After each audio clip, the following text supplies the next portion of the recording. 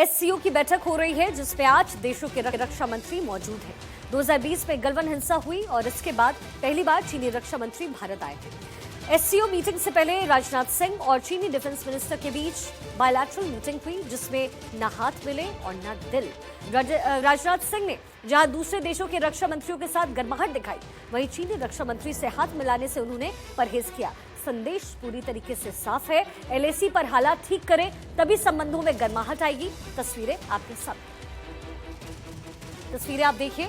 राजनाथ सिंह और चीनी रक्षा मंत्री की जब मुलाकात हुई आमने सामने, तो राजनाथ सिंह ने हाथ जोड़कर उनका अभिवादन किया, लेकिन बाकी मिनिस्टर्स से जब उनकी मुलाकात हुई, बाकी देशों के अध्यक्षों से जब मुलाकात हुई, तो उन्होंने बाकायदा हाथ मिलाकर उनका अभिवादन किया। लेकिन यहाँ जब चीनी रक्षा मंत्री उनके सामने आए तो हाथ जोड़ करके उनका अभिवादन किया, ना कि हाथ मिलाया। ऐसे में संदेश साफ कि हालात तभी ठीक होंगे जब एलएसी पर पूरी तरीके से संबंध स्थापित किए जा सके। वहां के हालात ठीक हो तो आपसी संबंध भी मजबूत होगा।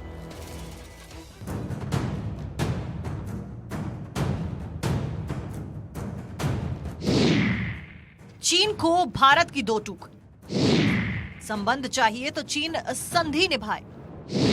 एलएसी पर पूरी तैयारी, चीन रक्षा मंत्री की खातिरदारी। ड्रैगन की नापाक डगर, भारत की पैनी नजर। चीनी रक्षा मंत्री भारत दौरे पर है। गलवान हिंसा के बाद पहली बार चीनी रक्षा मंत्री भारत आए हुए हैं। संबंध सुधारने की कोशिश में जुटे हुए हैं, लेकिन चीनी चाल को जानता है। चालबाज चीन एलएसी पर कब नापाक चाल चल दे, इसके लिए भारत बेहद चौकन्ना है। हिंदू चीनी भाई भाई का राग अलापने वाले चीन का पीठ में छुरा खोपने का पुराना इतिहास रहा है। यही वजह है कि भारत चीन पर अब जरा भी भरोसा नहीं कर रहा है। और अब रक्षा मंत्री राजनाथ सिंह और चीनी डिफेंस मिनिस्टर ली शांगफू के बीच बायलैटरल मीटिंग हुई तो भारत ने चीन को दो टूक जवाब दे दिया है। राजनाथ सिंह ने कहा कि भारत पड़ोसी के साथ संबंध बेहतर बनाना चाहता है, लेकिन ये भी हो सकता है कि जब सरहद पर अमन चैन बहाल हो, सामान्य संबंधों के लिए चीन जल्द से जल्द पहले एलएसी पर आमने सामने की स्थिति खत्म करे और साथ ही सैन्य जमावड़ा भी खत्म करे। राजनाथ सिंह और चीनी रक्षा मंत्री के बीच करीब 1 घंटे तक बातचीत हुई, लेकिन भारत की तरफ से गर्माहट नहीं दिखी। बैठक में तनाव का अंदाजा इस बात से ही लगाया जा सकता है कि रक्षा मंत्री राजनाथ सिंह और चीन के रक्षा मंत्री के बीच हैंडशेक की औपचारिकता भी नहीं हुई। राजनाथ सिंह ने महज नमस्कार के साथ ही अभिवादन किया। हालांकि चीन की तरफ से चालबाजी दिखी। सरहद पर हालात को सामान्य बताया गया। चीनी रक्षा मंत्री ने कहा कि फिलहाल चीन भारत सीमा पर स्थिति आम तौर पर स्थिर है और दोनों पक्षों ने सैन्य और राजनयिक चैनलों के माध्यम से संचार बनाए रखा है।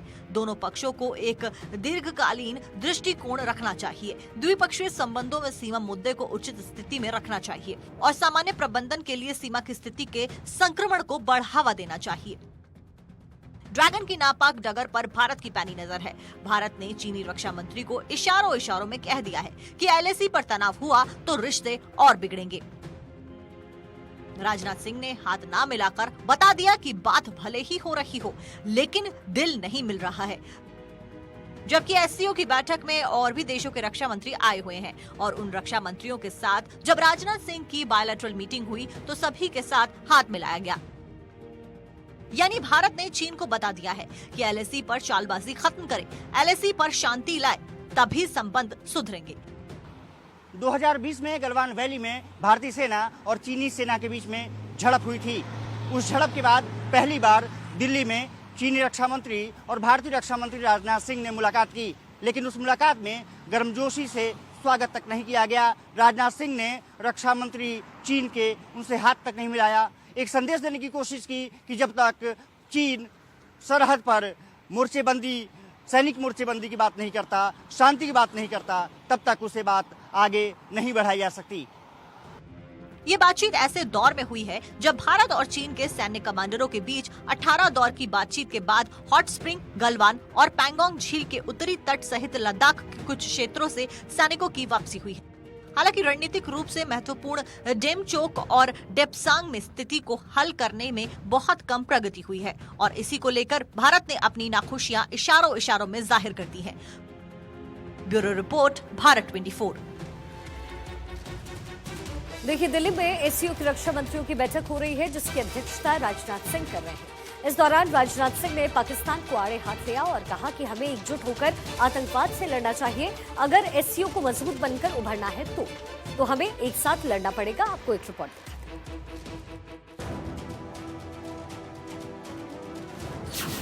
8 देशों के डिफेंस मिनिस्टर, दिल्ली पर दुनिया की नजर।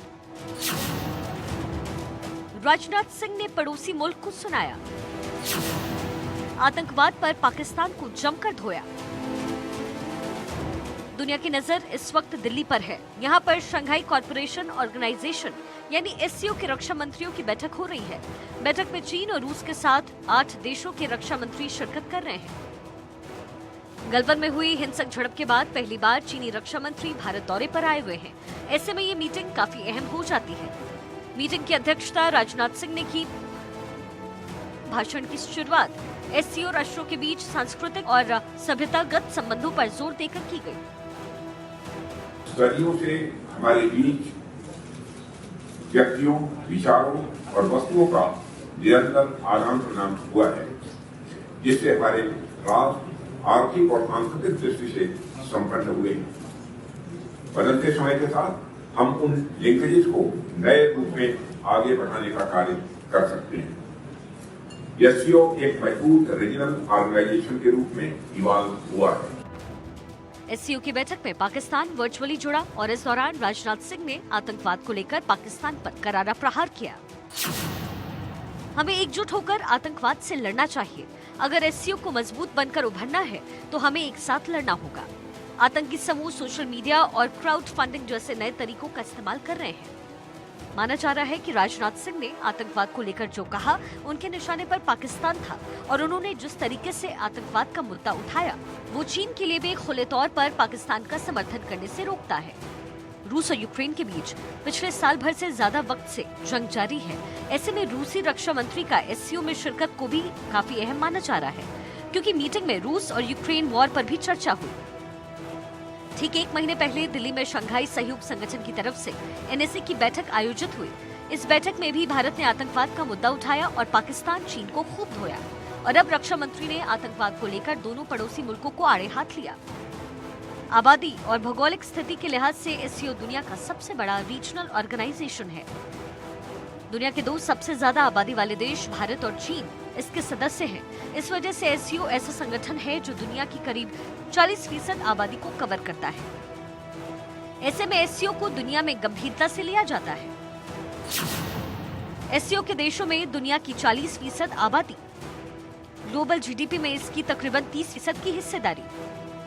चीन की आबादी 140 करोड़ से ज्यादा, भारत की जनसंख्या चीन से ज्यादा। बाकी 6 सदस्य देशों की आबादी तकरीबन 44 करोड़।